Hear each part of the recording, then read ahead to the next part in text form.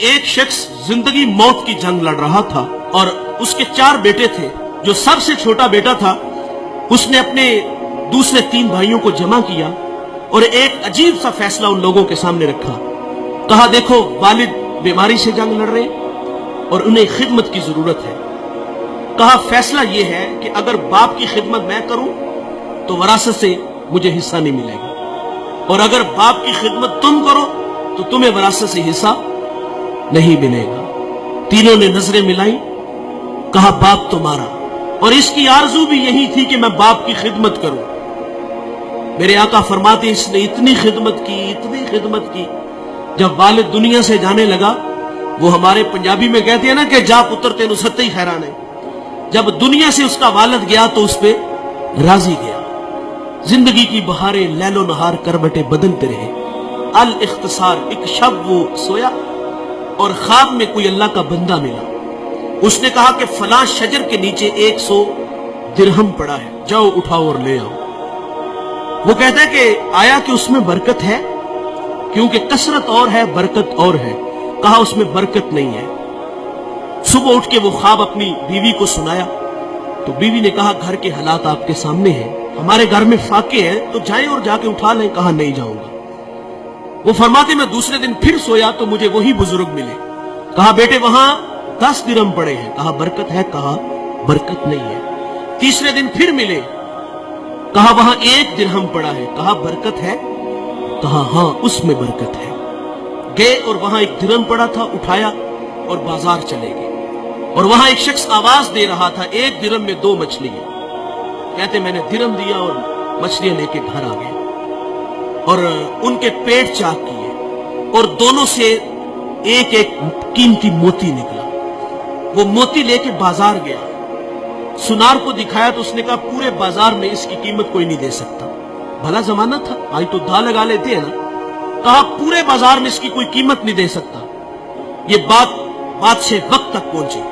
اس نے جواہری بلائے اور کہا اس موتی کی قیمت لگاؤ. سنو دوستو، اس موتی کی قیمت 1000 درہم، 10,000 درہم، 1,00,000 درہم نہیں. اس ایک موتی کی قیمت 30 خچر. ان پہ جتنا سونا لاد لیا جائے اس ایک موتی کی قیمت ہے پاتی ہے. وہ گھر لے گیا. بادشاہ نے پھر طلب کیا تیرے پاس کوئی اور اس طرح کا موتی ہے؟ کہا ہاں ہے. کہا بیچتے ہو؟ کہا ہاں بیچتا ہوں. قیمت کیا لوگے؟ کہا اب ڈبل لوں گا. پہلے ریٹ تمہاری مرضی کا تھا، اب میری مرضی کا. کہا ڈبل لوں گا. اس نے پھر 60 خچر ان پہ سونا لاد کے اس کو دے دیا. اس شہر کا بادشاہ کے بعد سب سے امیر آدمی وہ بنا. کون؟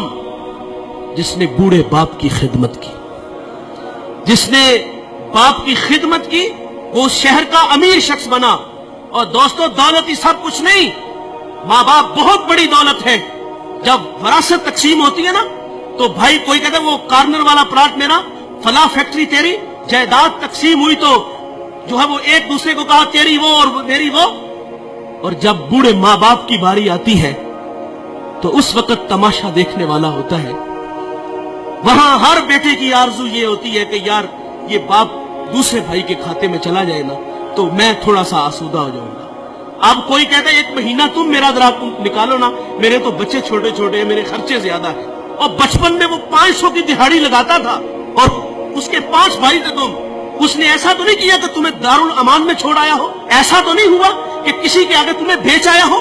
وہ 8 سے 18 گھنٹے کام کرتا رہا ہمارے لیے. اور آج وراثت تقسیم ہوئی تو کہا باپ تیرا، ماں تیری، تیرا کچھ نہیں لگتا. وہ ہمارے لیے انہوں نے کتنی قربانیاں دی، کتنی محبتیں بانٹی. آج کی اس بزم میں میں اور آپ عزم کریں کہ آج کے بعد ہم ماں باپ کا دل نہیں دکھائیں گے. ماں باپ ناراض ہیں تو ابھی جا کے ان سے معذرت کر لیں. یقین جانے ایک لمحہ لگتا ہے. میں پچھلے دنوں توبہ ٹیک سنگھ ایک جگہ خطاب کرنے گیا تو وہ بچہ مجھے دلائل دینے لگا کہ والدین کی زیادتی ہے. بڑی عجیب سی باتیں کرنے لگا. لیکن میں نے اس کے دل کے دروازے پہ دستک دی. اللہ کا شکر ہے کہ وہاں جھٹکا لگا اور وہ مجھے کہتا وہ نہیں مانے گے. میں نے کہا جاؤ تو صحیح یار. وہ کہتے میں کل جاؤں گا، محض زندگی وفا کرے نہ کرے جاؤ یار. وہ 10 منٹ بعد واپس آیا. وہ کہتا ہے یار یہ تو کائنات ہی عجیب سی ہے.